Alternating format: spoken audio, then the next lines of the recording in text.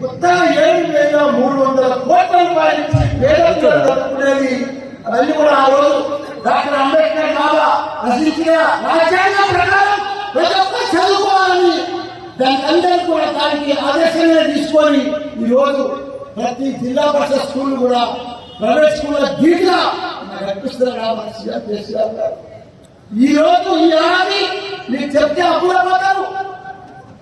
Government స్కూల్లో seat వస్తలేదు, జిల్లా పరిషత్ స్కూల్లో సీట్ వస్తలేదు అని ఇక్కడ డిమాండ్ వచ్చారు.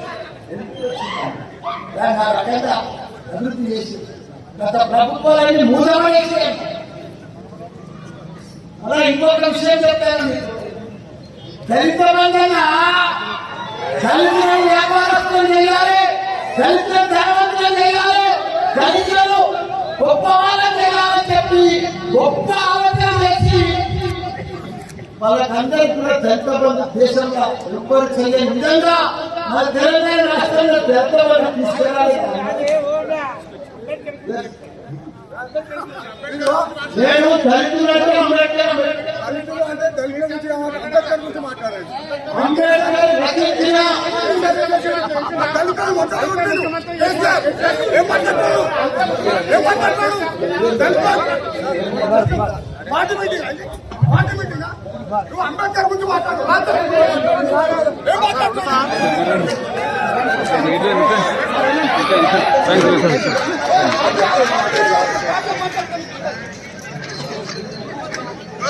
ముఖ్యమంత్రి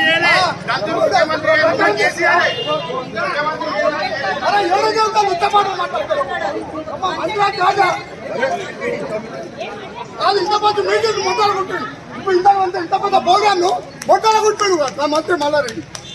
ఏమా పార్టీ మీటింగ్ అయితే పార్టీ మీటింగ్ ఒక అంబేద్కర్ రాజకీయం గురించి మాట్లాడు, ఆయన చింత చరిత్ర మాట్లాడు.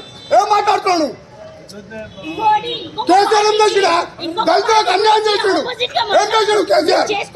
నువ్వు లక్షల కోట్ల రూపాయలు రైతు బంధు పెట్టావు, ఏం పెట్టావు? నువ్వు తెలుగుతున్నావు.